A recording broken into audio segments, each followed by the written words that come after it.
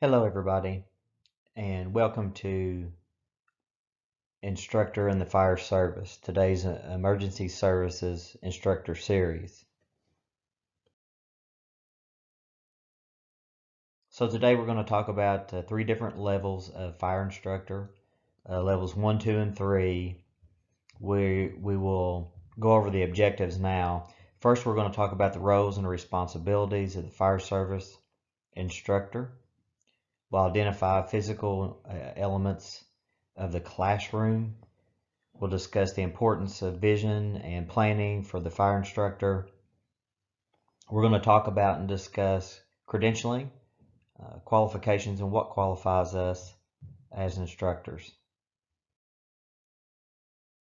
Also, we'll look at the 4 issues of ethics for the fire service instructor, and then the 3 ways to assist the instructor in managing multiple priorities.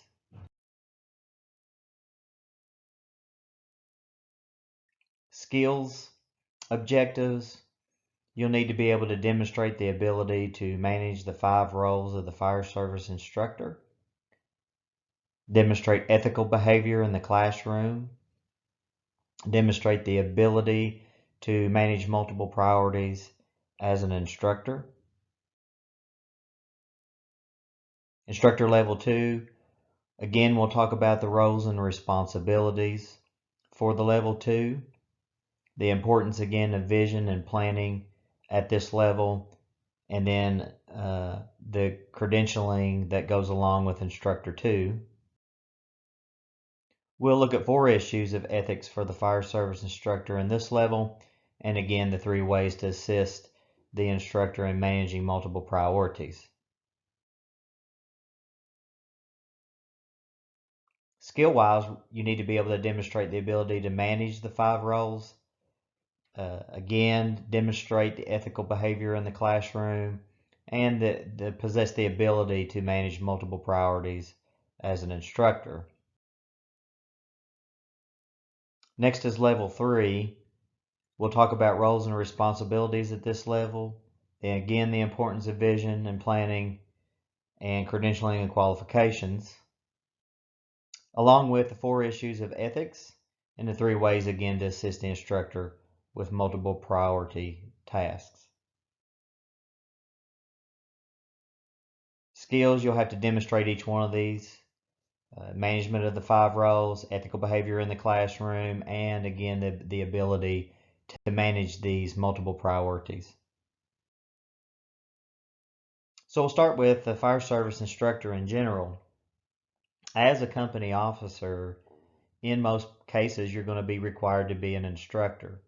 And who better is there on the line to deliver instruction to both skill and didactic or knowledge base to our people.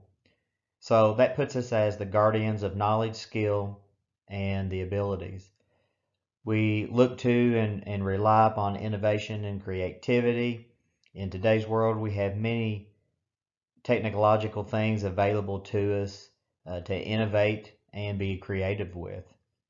And it should be a constant strive to perfect our training. We should be always looking forward, looking ahead, and finding ways that we can make delivery better, that we can make delivery more understandable and more accessible to our firefighters. To be an excellent instructor, the first thing is you have to desire to be of assistance. These are the individuals who have the desire, they have the will, not only the ability, but they have that desire to do so.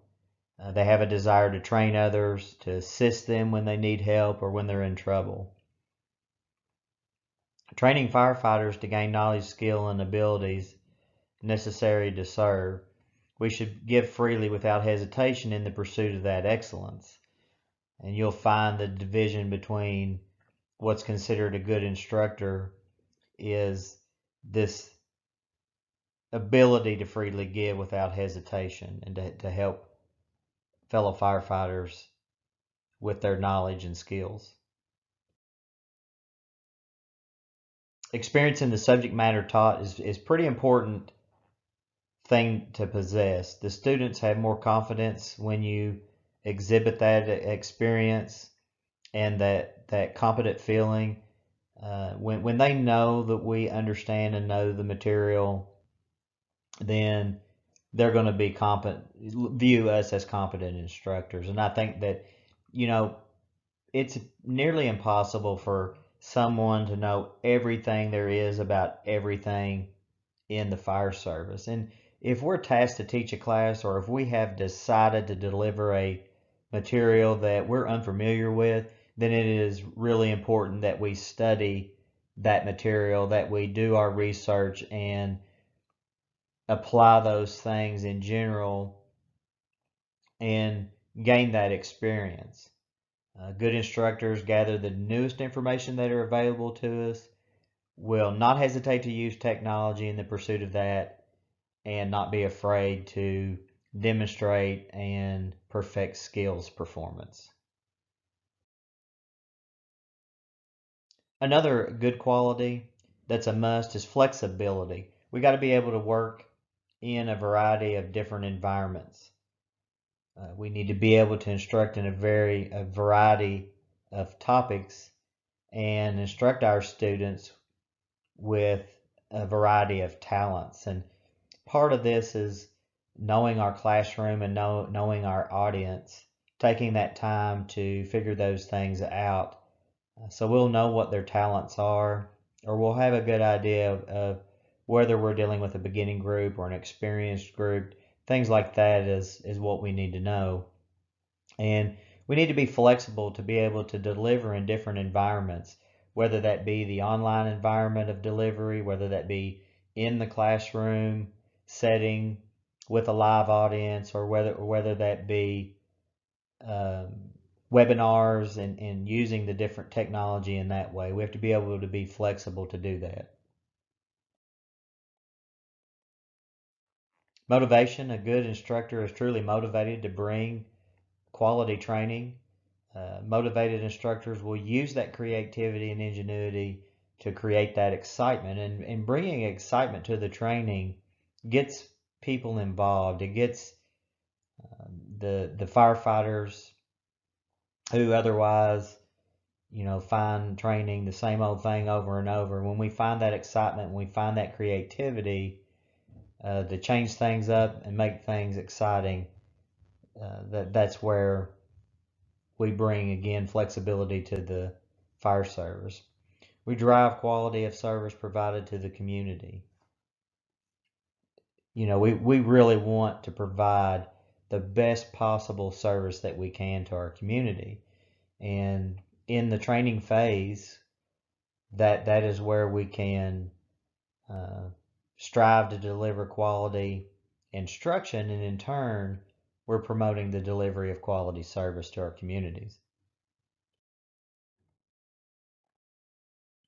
As good instructors, we should desire to develop and perfect skills to be good at what we do. Mentored and coached and supervised by experienced instructors. And these are the folks that we should seek out if we have questions, if we're attempting a delivery method that we've never used, to seek out somebody to be coached by those type of skills. Sometimes just a simple phone call to someone who has been teaching for a long time can answer a lot of questions and give you ways to be flexible in your delivery. And what we should also understand is the learning process never stops. We shouldn't be to that point where we feel like that we know everything. There's several subjects, even myself, I have to look at, recap, read over, read the entire chapter, if you will, before I attempt a delivery, because it may be a long time since I've looked at that material. And there's different subject matter that instructors are really good at, and then there are some that the same instructor may not be as good or as experienced at. And I'm one that I'll not hesitate to explain, hey, I'm going to have to spend a lot more time on this. It might be better if we have somebody else that's more experienced to deliver, a certain content. NFPA 1041 is the information that outlines the fire service instructor professional qualifications for fire instructors 1 and 2. The levels of fire service instructors is divided up into duties performed by the instructors in all three of the levels that we'll talk about, and they do build on one another. And in most cases, most states that are either using IFSAC or Pro Board these days will require you to be a level 1 instructor for a certain period of time, and then you can obtain the next level. Once you've had that level for a period of time, again, the next level if applicable. And so this is a progression that we give our instructors more responsibility and more duties as you go along the timeline and the different levels. Fire Service Instructor 1 is someone who has demonstrated the ability and the knowledge to deliver effective instruction from a prepared lesson plan, including instructional aids, evaluation instruments, to be able to adapt the lesson plans to the unique requirements of either the classroom or the students or the authority having jurisdiction, the way that they may want to do things or need to do things, organizing the learning environment so that learning is maximized and it meets the record keeping requirements of the authority having jurisdiction. And so with level 1, you are making delivery using pre-made lesson plans, and a lot of times we'll find this in pre-made curriculums such as Jones and Bartlett or IFSTA material that's already out there. Lesson plans are already made up for you to follow. PowerPoint slides are already ready to go as well. Instructor level 1s deliver instruction from prepared materials, as we stated. This may be directed by and often supervised by a higher level of instructor. So your instructor 2s, your 3s may be in there helping supervise the materials and the lecture and the communication. Communication effectively and uses various methods of instruction from hands-on training and lecture. As a level 1 instructor, you need to be able to do both. You need to be able to lecture and provide effective information and also transition that information and materials into your hands-on training, your skill objectives, and your delivery of your skills practice.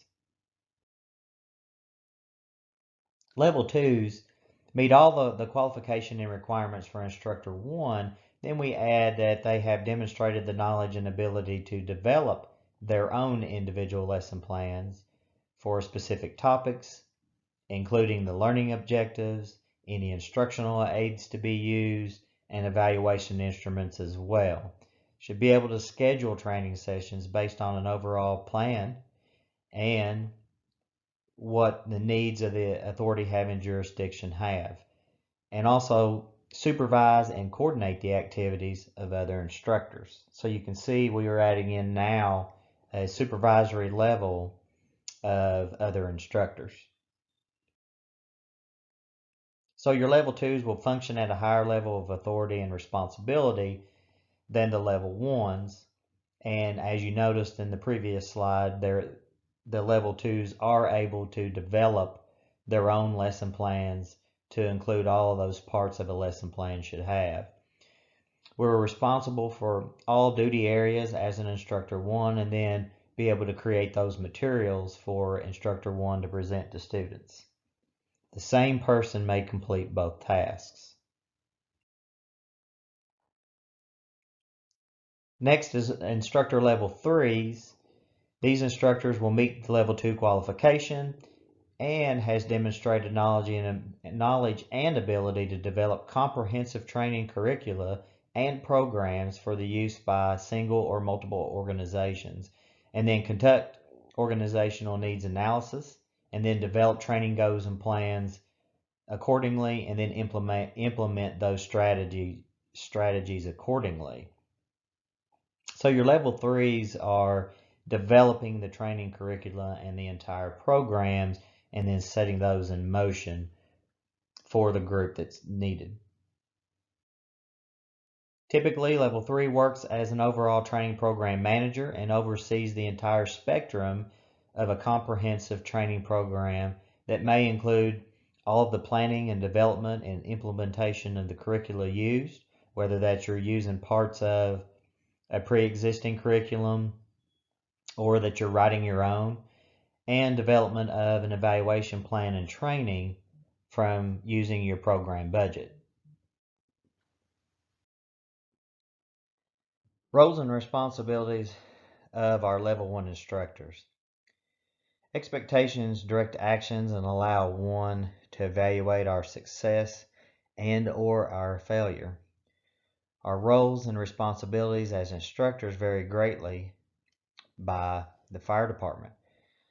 So it could be by the makeup, the size of the fire department, what kind of fire department we are, whether we're career, volunteer, combination, and then what delivery system is intended on being used.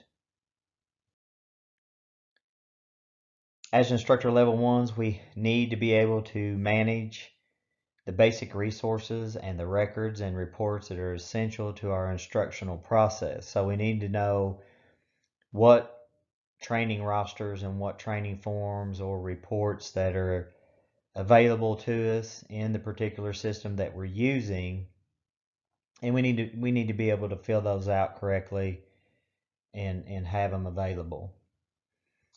At this level, you need to be able to assemble your course materials, prepare any training records and report forms necessary, and prepare requests for training resources as necessary. Schedule instructional sessions, so making out a training schedule, if you will, times and dates, and having the appropriate classroom available and signing up for those kind of things fall under the responsibilities of a level 1. Review and adapt instructional materials.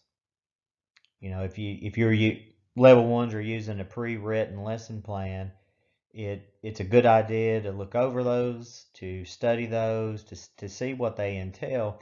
There might be pieces and parts of it that you either don't need to use or you choose not to use, depending on the audience that you have, the department that you're dealing with or that you're a part of, and kind of how the makeup and the setup is.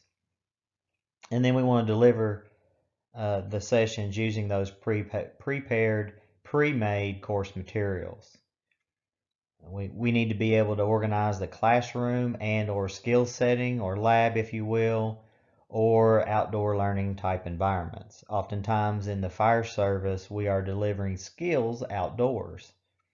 And because of that, there's other things that we need to think about, such as weather, rehabilitation. Do we need water on site? Rehab capabilities on site, depending on the type of training that we're doing. It's our responsibility to present using instructional media and materials. Oftentimes this is used in the classroom setting with projector, PowerPoint materials, whether they be pre-made PowerPoint materials or PowerPoint materials that are made by a level 2. We need to adjust our presentations to the student's learning style, maybe their learning ability and other behaviors. There are often times that in PowerPoint you can hide slides if there might be material in there that you don't need, and it takes less time to hide one than to remove a slide. You can do that as well. Operate and utilize audiovisual equipment, and then demonstration of the devices. You got to be able to troubleshoot your equipment from your computer to your projectors to your PowerPoint slides. I highly recommend becoming familiar with the equipment used ahead of time. Oftentimes this means that we're showing up to a classroom, especially one that we've not used that much, that we show up ahead of time and learn how to use the AV equipment. And with your PowerPoints and your slide presentations, make sure that you have more than one copy of that available. One on your computer, certainly. Have a thumb drive or a memory stick with you that also has a copy of those course materials on it as well. Oftentimes I've had trouble with a particular file not wanting to open up, and boom, I can put my thumb drive in the computer, pull it up and run it from that and not have any problems. And the third thing that you can do in today's world is you can place these files in a Dropbox or a Google Drive or a OneDrive type setup on the cloud, if you will. All of these options are available to us on the cloud. And we can put those files there. Again, if we have internet access, we have now a third way that we can download our files if we have a problem with a particular file being corrupt or not wanting to open correctly. And we also want to administer and grade student evaluation material. This is your surveys. This could be also testing, things that we do such as small test quizzes, skills testing or a skill evaluation, if you will, that we use to quantify the material that we have presented and to ensure that our delivery was effective. We got to be able to deliver these written, oral, and/or performance exams or tests. Again, a lot of times it will be in the form of a small quiz. Sometimes you can go over questions as you go along, asking questions and group answers type setting as well. And there are times when it comes to skills, we want to see a certain level of performance on our skills. We grade our students. It can be done orally, written, and through the use of performance tests. We can fill out skill sheets on those performance tests to again sign off on and prove that we physically watched them and observed them going through the skill correctly and made corrections as we went along. And we want to post these test results. We want to let them know, hey, as we go along, you're doing good on this. We need work on this. Give them an opportunity to perform the skill correctly. And if there are questions, we certainly want to answer questions as we go along. And remember, we might not have the answer to every question that is asked, but knowing where and how to find it is key. And this is something that we want to report to the students. And it's simple. It's I don't know the answer to that, but I'll find out and we'll be working on it. You might need to make a phone call to a more experienced instructor in the subject matter, or somebody who's been in the game for a while that may have the answer for you. A lot of avenues that we can answer questions. We can search the internet. We can make that phone call. We can research the base material in the curriculum that we used, whether that be a NIFSTA manual or a Jones and Bartlett book or whatever the material came from, to search out and answer questions. And then we want to provide feedback to the examination to our students. We want to let them know how they did, whether it be written or whether it be a skills performance. And hopefully that we can give them an opportunity to make those corrections. Roles and responsibilities of the level 2 instructor. Again, a level 2 instructor will meet all of the performance and duties of the fire instructor 1 that we've just discussed, and then now we're going to add in some things.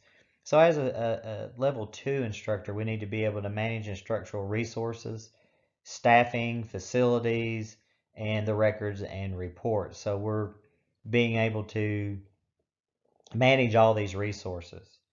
Another job that kind of comes along with the title is scheduling of instructional sessions, whether that be skill, whether that be lecture. At this level, we're looking at budget and budget needs, possible purchases, things like that. What does it take to deliver certain types of courses? Required training resources, lesson plans, curriculum. We're obtaining now these materials that we need to make delivery and coordinating that with our staff and our other instructors. At this level, we're also coordinating training, record keeping. You may be inputting this into a computer system. It could be a state system. It could be a departmental system, or both. It could be as simple as an Excel form that we're keeping records in as we go along, and we're maintaining copies of rosters and those kind of things. And at this level, we're also tasked to evaluate other instructors, especially at the level 1. At this level, we're able to develop instruction materials for specific topics on our own. So at this point, we're creating lesson plans. We are modifying existing lesson plans to fit the needs of either the audience or the department and the makeup of the department that we're delivering content to. We want to conduct classes using lesson plan, just like the level 1s, and be able to use multiple teaching methods and techniques to present the material to your audience. Supervise other instructors and students during training. Developing student evaluation plans and instruments to support the instruction and the evaluation of the test results. We got to be able to look at those test results, those class evaluations that we get at the end of our classes, and make a determination. Do we need to change things around in the curricula that we've built? How can we make delivery better? And certainly not every class is going to go perfect, and there's going to be changes that we need to make along the way. We want to develop this class instrument of evaluation and then analyze the student evaluation instruments as well. So those student evals again that we get, we want to look at them and we want to see what did they like, what did they didn't like about the execution of the lesson plan and the presentation of the material. Next is level 3. And as a level 3 instructor, again, we meet and perform all of the duties and requirements for the level 2 instructor. And then now we're going to be the administer agency policies and be able to administer those procedures for training. We will administer a training record system for an agency and develop recommendations for policy that support the training program. At this level, we've got to be able to select instructional staff based on the qualifications and the requirements of the agency. We're going to construct a performance-based instructor evaluation plan. So have a performance-based plan in place to evaluate our instructors. Right equipment, purchasing specifications based on the curriculum, information, and the needs.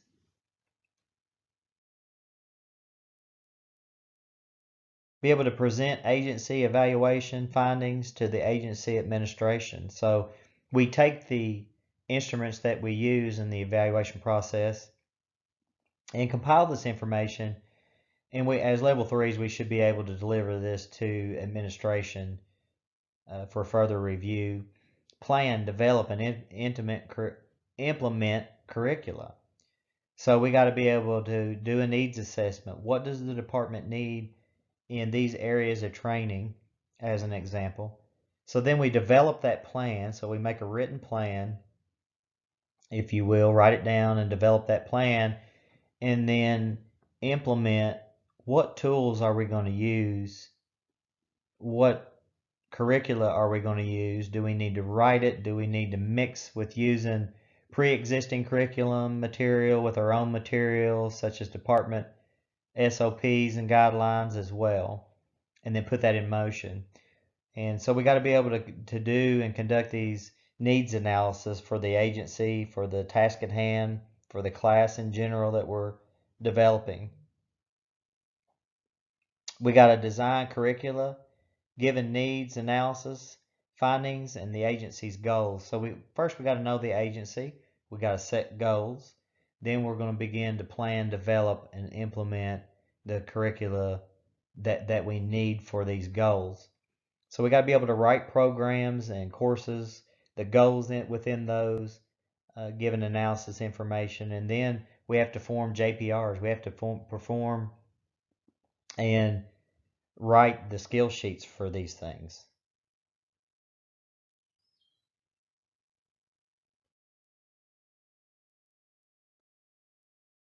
Now we have to be able to modify an existing curriculum to meet the needs of the agency.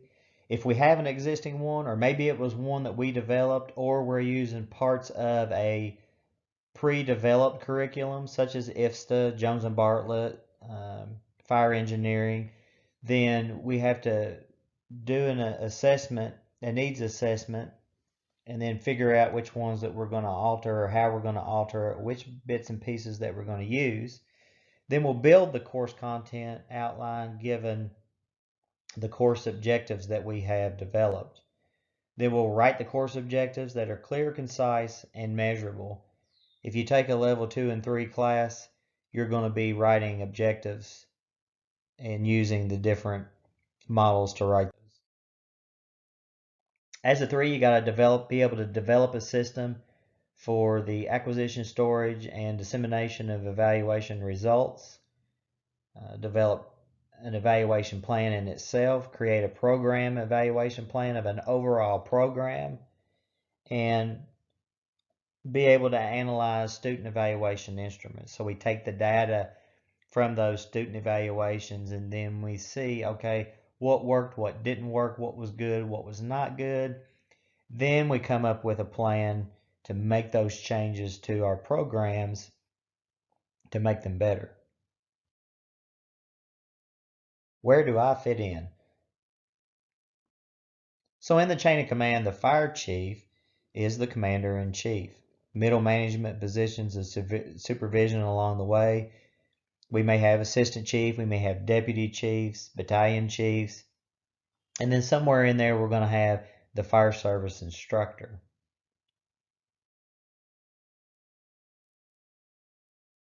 Organizational charts clearly outline your chain of command and the responsibilities for firefighting personnel and fire officers.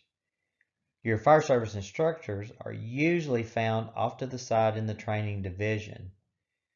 Oftentimes we feel like there's a sense of isolation with this. I know a lot of departments require their company officers or their fire officers to be instructors.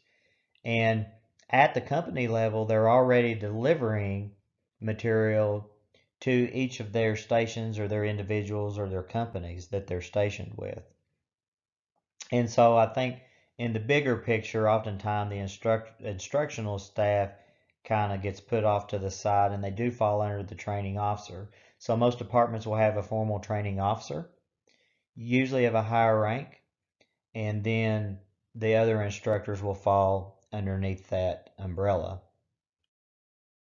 Here's a sample of an organizational chart. Again, fire chief at the top, administrative assistant, which is very important to the entire department. That's the person that's able to get a lot of information, stores a lot of information, knows where to get this information to and from, and is a great help to the fire service instructors.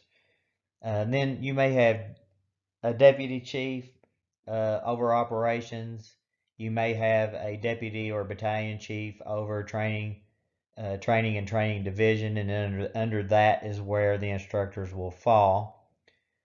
Usually somewhere in the administrative side, you'll also have a fire marshal within the Fire Prevention Bureau, and then you'll have inspectors or company officers that perform inspections underneath that as well. And then on the operations side, we have company officers, could be captains, lieutenants, that usually goes down in the driver operator, sometimes called sergeants, and then down in the chain of command, the firefighters. One thing to remember is remain focused, upbeat, positive, and proactive, and true to the role of instructor. As an instructor, you hold the power to shape the future of the fire service, how we're delivering material. the attitude that we're delivering the material with, I should say, and then being proactive. And to be proactive and a good instructor, we're always looking ahead. We're always looking at new material and finding that new material. A typical training division will have a training officer who is usually at least an instructor too, at least that level. You may have assistant training officers, also level twos.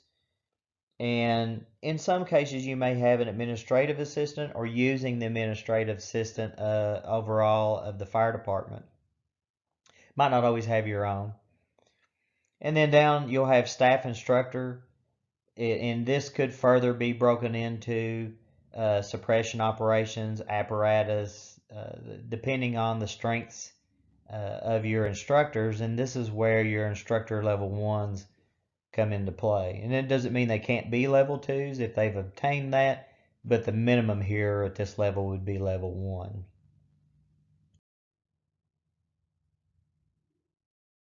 Managing the instructor role, fire instructors learn to manage the following roles: leadership, being a mentor, coaching, evaluators or evaluating, and a teacher.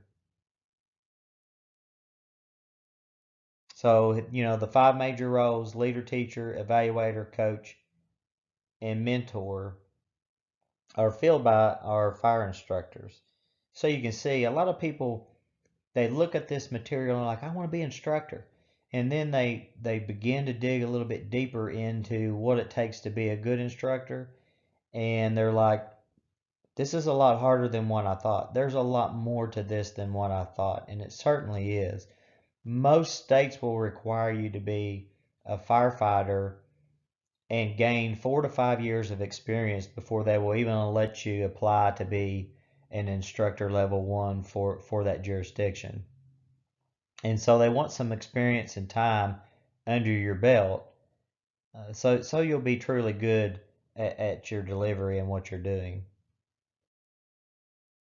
As a leader, instructors, we lead fire departments into the future by preparing.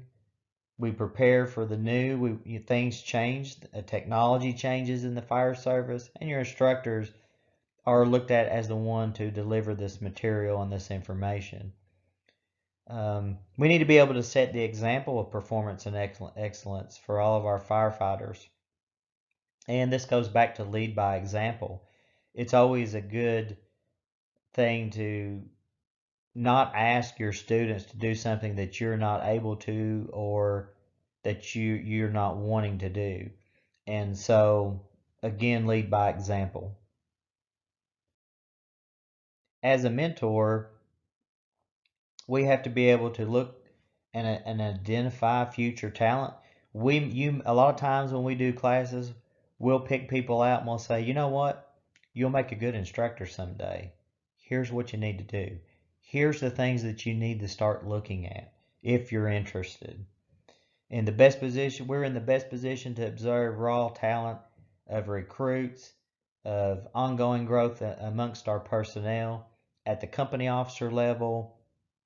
Your company officers, they're in the position to observe this talent. If they know their people, if they're communicating with their people well, they'll know their people and they'll know their talent. And as a mentor, we support and enhance careers of firefighters. We evaluate and look at those talents. We identify them and then we mentor appropriately to help guide those firefighters towards that talent. As a coach, the fire service stresses teamwork in all aspects of the job. In everything we do, we preach teamwork. We always do things in at least numbers of two or more. And so, as a coach, we need to be able to prepare our team for the next game, for the next call, basically. As an instructor, we prepare firefighters for the next incident response. So, we got to be able to lead, we got to be able to train, and drive our team's performance forward. As an evaluator, we're in a good position to evaluate the capabilities of the fire department, the capabilities of our instructors, in the fire department, right down to our firefighters of the fire department. We should be able to evaluate students, their learning, the competencies, the skills at many points during the training phase. We need to be able to determine the right time to introduce new technique and to review previously taught techniques and topics. As evaluators and instructors, we're in a unique position to evaluate the capabilities and limitation of our firefighters. We know those firefighters, or we find out those firefighters they're afraid of heights and don't do well with ladders. We can pick out the ones that are really good at auto extrication techniques, and we know that those firefighters would probably be a really good rescue person to ride the rescue unit and to further train in it. And we should also be able to evaluate the classroom setting. As a teacher, it's on us to teach the students new skills and abilities. We shape their demeanor, their attitudes, and their desires. The best and most memorable teachers shape and mold that person. And we see this a lot in recruit programs. When you've got really good instructors in a recruit program, they are able to maintain that demeanor, keep positive, good attitudes, all in the line of discipline, in a more disciplined type setting, a less relaxed. And we see often that the memorable teachers are the ones that were there in that beginning academy, in that beginning recruit phase.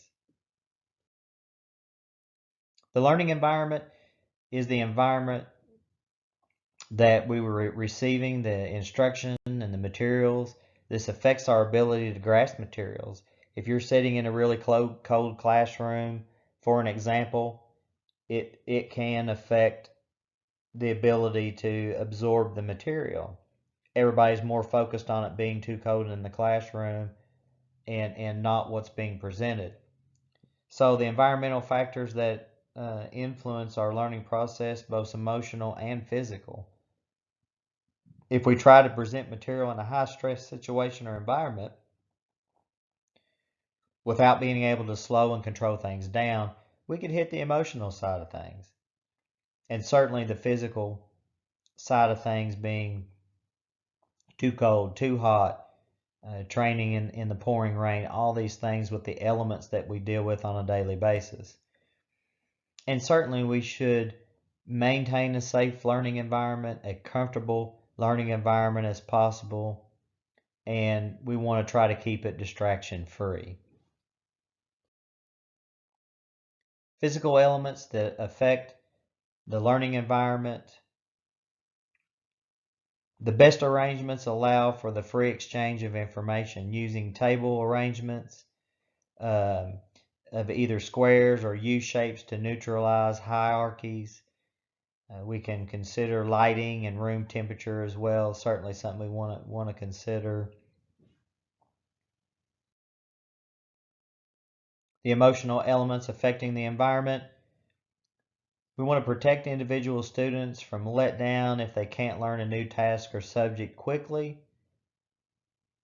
A lot of times we can help with presenting the positive attitude and maintaining that positive attitude throughout the process. And if we do have a student that's not picking up on a new task really quickly, that's something that we can pull them off to the side on a break time and go over some things. We can step in and show those little tricks of the trade and those little tips and tricks to help make their performance better.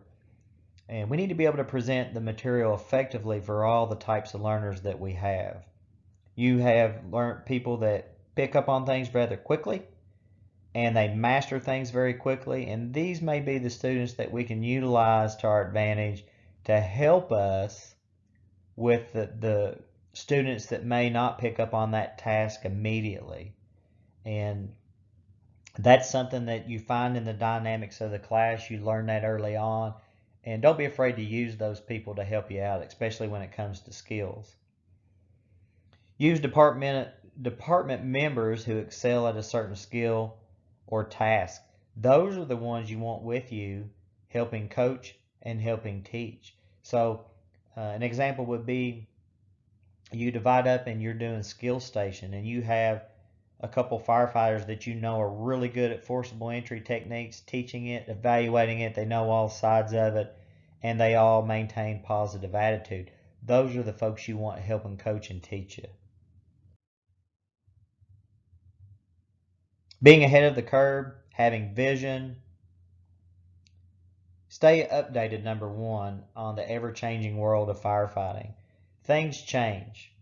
If you've been in the fire service very long, you'll realize that there are things that change from year to year, every couple years, about every 4 years they update curriculum because the NFPA guidelines are changed and updated. So you get a lot of change. And we got to be able to revise and implement the curriculum with the advancements and the changes that have occurred. So we got to be able to go back and look at that, make the changes where we need them made, and then train our folks on those changes. New techniques and advancements must be tested and made applicable.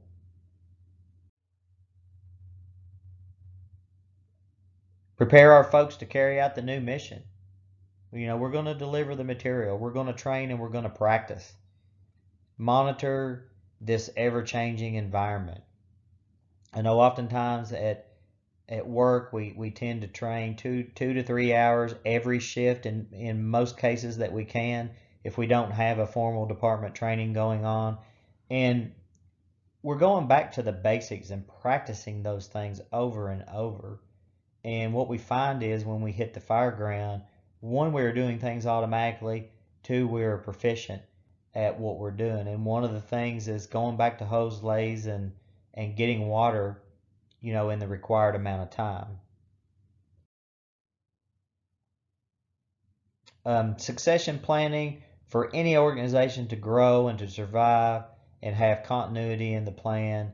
We got to have this continuity in place. Instructors are often the best position to recognize future talent, like we've talked about, and those leadership qualities. And we need to recognize that and to put the challenge for our firefighters in our training programs. Make those things available. Let these folks know that, hey, we think you have this talent and we would like to see you further this. We would like to see you be an instructor level 1. Or there may be a level 1 instructors that we feel like that need to go to that next phase.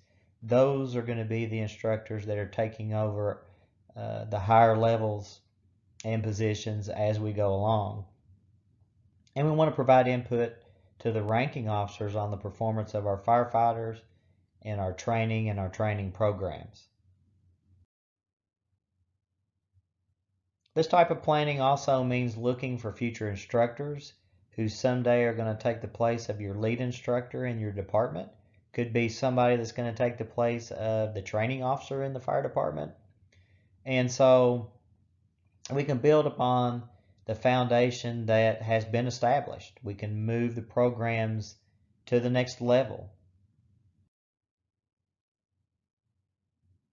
Credentialing and qualifications.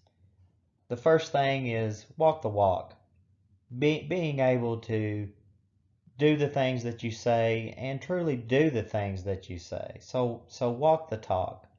Your best friend is the confidence that your students have in the abilities and the knowledge. If they know that we know and that we're confident in the knowledge and the delivery, then they're going to hold that confidence as well. Lay out the groundwork. Good fire service instructors are born from good students. Thrive on the knowledge gained through the training. Know that there's things that we're going to have to change along the way. Actively participate in training activities. Be a part of those training activities. Jump in there and do that skill with a group. Don't be afraid to learn from other people's initial failures as well. We may find something, goes wrong. We're like, didn't think about that. Here's what we probably need to do. Or let's try this and make a change to the program. Students focus their attention on the instructor. Clues about the quality of the program.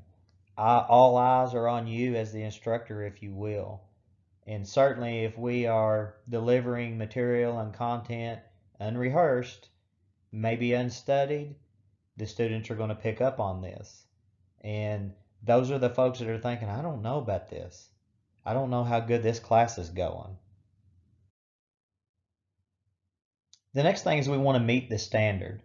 Standards dictate many parts of the fire service and in our job. They're often used as a measurement for assessing instructors. We want to maintain a high level of proficiency and knowledge. In order to do that, we have to be able to follow the standards, and we have to meet those standards. We want to establish uniformity for instructors across the entire profession. That's why our hope is to follow NFPA 1041 and be compliant. Fire chiefs and fire departments can establish their own set of qualifications for fire service instructors, certainly can. And to meet the challenges head on, becoming a fire service instructor may open doors for other future promotions. As an example, you put it on your resume, and that kind of hangs around there as long as you maintain it, and you're a firefighter or fire officer. It kind of goes with you. The Fire Instructor 1 is the prerequisite for Fire Officer 1 in the NFPA standards. So if you look at the standards, it is a requirement to be Fire Instructor 1 to move on to Fire Officer 1. And so that's why, and I said earlier on in the presentation, that we find that a lot of fire departments require their folks to be a level 1 instructor before they can become a fire officer. Continue your education. Again, if you're to a point in your career where you feel like you know everything, it's probably time to quit. It's probably time to retire. It's probably time to move on. Because we need to continue our professional growth and development.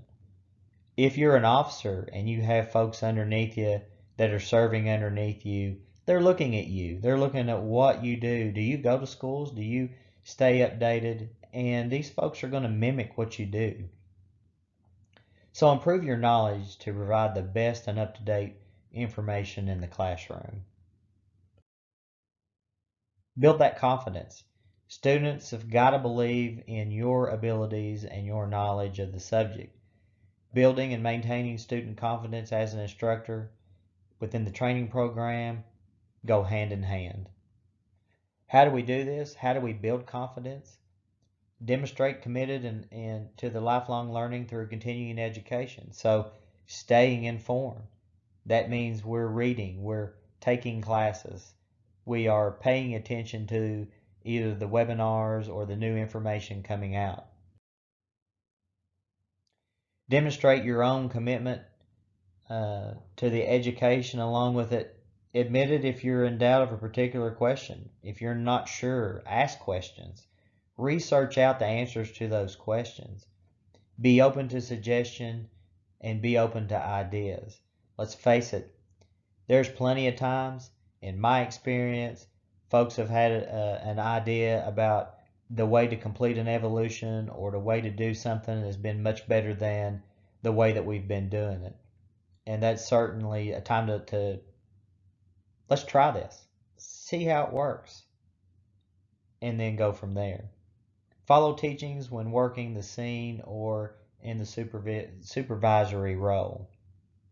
Again, walk the talk. Ethics in the training environment.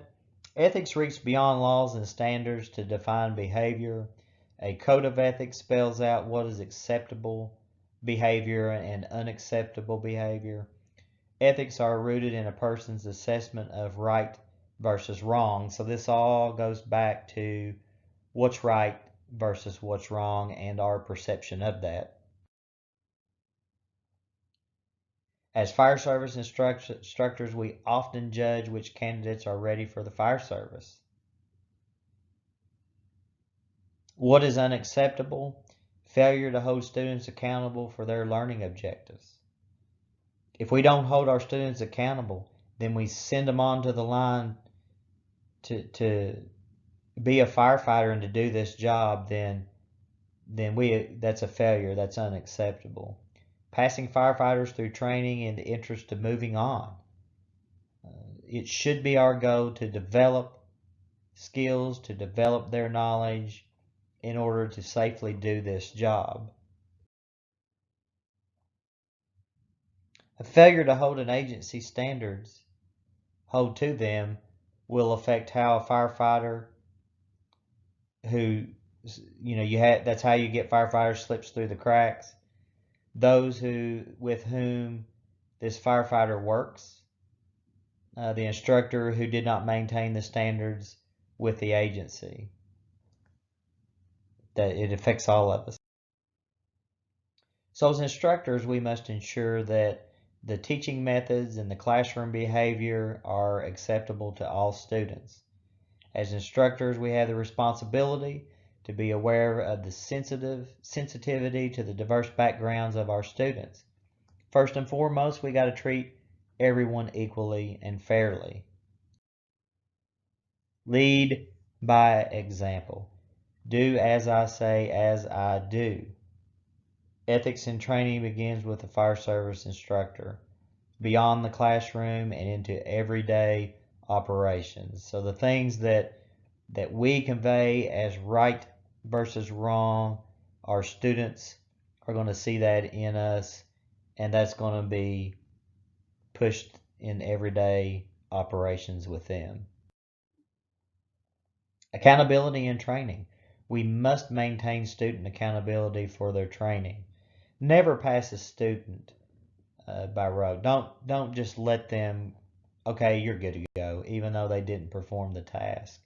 Firefighter's performance ultimately judges your ability as an instructor as well.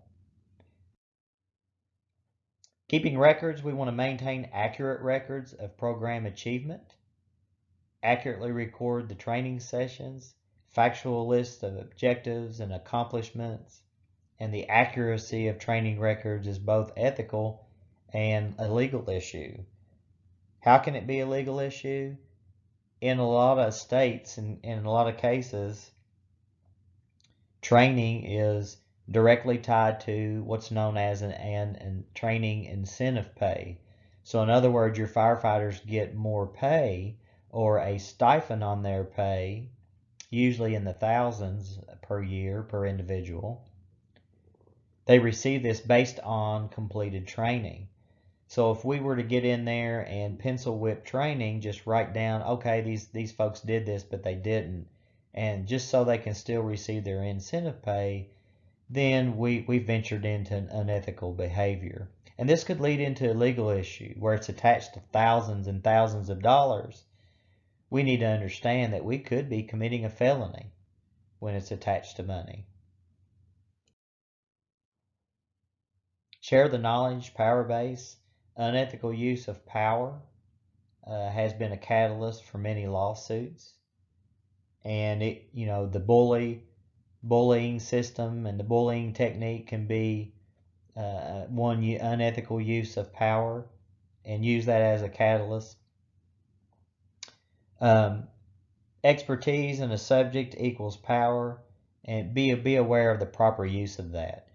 So someone that has a fair amount of experience in a certain subject is going to be looked at as the more powerful person, dealing with that subject matter.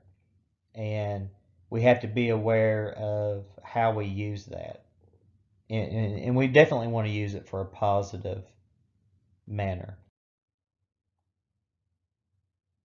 Trust and confidentiality. Lose one and you risk losing both.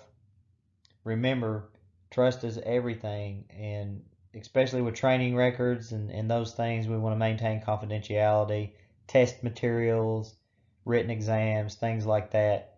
Instructors are often one of the first points of contact with new firefighters, and so it is critical that we instill confidence and trust with those individuals.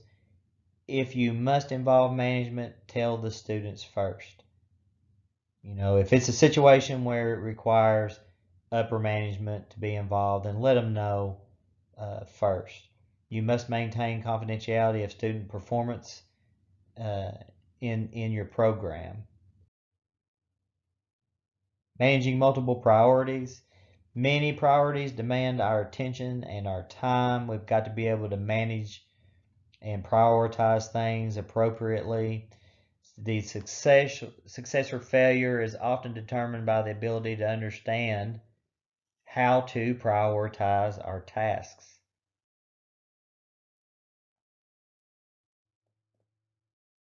Within a training program, there may be multiple priorities for that program. The decisions about training times should include input from all levels of the fire department. What times are best? What days in the week may be best for our companies to train? If you're a volunteer fire department, it could be 1 or 2 meeting nights a month. And what are those times, usually in the evening, that are better to train? In the wintertime versus summertime, where you have less daylight, may dictate what type of skills and what time that you do these skills, if you will. Planning of a program, level of success equals the planning efforts. You have to put effort in planning a program. You can't just do parts of it, not all of it, and spend little time and expect to have a high level of success. And this includes many basic management skills that are learned in fire officer training. So we need to plan the content of individual training sessions, the time frame of individual training sessions, and how to deliver those sessions. Training through delegation. Minimize burnout through delegation. Allow other talented instructors to deliver different pieces and parts of your content. Don't try to deliver it all by yourself as an example. Be alert for firefighters who show the ability to handle additional training assignments and an interest in instructional activities, because these are the firefighters that we're looking at that we want to mentor to be good instructors. We want to assign instructional tasks to competent firefighters. Give them a little piece of that pie during that or for that class.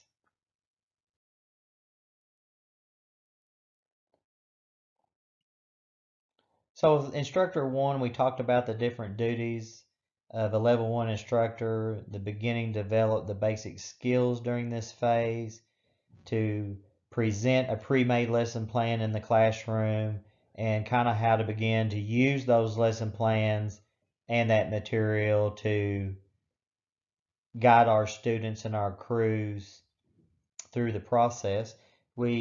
At this basic level, the instructor must have the basic skill to be effective in delivering that assigned material. Leadership in presenting the material in the way that it instills confidence in our students and to help build our teams. The instructor one's got to be able to mentor and use coaching skills that again will help our students obtain the new knowledge and build the necessary skills. We've got to be able to evaluate our student performance to ensure competency in learning the skills and the knowledge. And we've got to be able to perform accurate record keeping along the way with reporting, recording of test scores, evaluations, skills evaluations from the course. Recapping instructor 2 duties. At this level, we are focused on the supervisory role, also the development, if you will, of lesson plans that not only we can use, but level 1 instructors can be assigned to use, and continue to mentor and coach those other instructors in our program, usually level 1 instructors. Also, we may find ourselves as the role of evaluator. We move from the student to the staff. We're evaluating our staff. When necessary, we take on the role of teaching. And a lot of times we find ourselves teaching our instructors how to better perform their duties and roles and evaluate this process. With level 3, the fire service instructor is at the top of the supervisory role, often overseeing complete programs. Certainly need to embrace the skill set and knowledge of level 1 and level 2 instructors. Be able to demonstrate the leadership in directing the training division itself, providing direction for curriculum development, developing and planning budgets, supervising all staff members within the program, exercising strong leadership skills, and provide clear direction and support for the persons that they are supervising. Exercises the vision in looking for those firefighters and those instructors who share the same vision for the organization as not only good support, but help them develop into those good instructors, level 1, help those level 1 instructors develop into good level 2 instructors, at some point paving the way for those to take our place. And we want to provide direction for the organization in the development of entire programs or new programs and new course material. We need to be able as level 3s to provide the entire course curriculum package, focusing on skills of mentor coaching, being the teacher within the training division, and maintaining a high quality of performance for those individuals assigned to teach the entire program and organization. Personnel at this level, again, must set a good example by conducting their activities in support of the department's mission statement and the directive or direction set by the fire chief, and show leadership in their action. Remember that NFPA 1041 categorizes instructor duties into the 3 classifications. The Fire Service 1 is able to deliver presentations from pre-made plans that meet the needs of the authority having jurisdiction, and they need to be able to organize learning environment and provide appropriate record keeping. The Instructor 2 again meets the requirements of 1, is able to develop plans on their own, schedule training sessions, and supervise other instructors. And the level 3 is the overall supervisor of the programs, often developing training curriculum, single-based or multiple organizations, conducting the needs analysis and developing the comprehensive programs and other instructor evaluation plans. Fire service instructors can have a wide range of ranks, ranging from firefighter all the way up to the chief of the department. As fire service instructors, we need to act in a variety of roles, including being a leader, coach, mentor, teacher, and evaluator, and consider both emotional and physical influences in the learning environment. Fire service instructors have the responsibility to stay current on the topics and help aid in the succession planning of the program. Fire service instructors regularly face ethical dilemmas that require them to make value-based judgments, sometimes on the fly.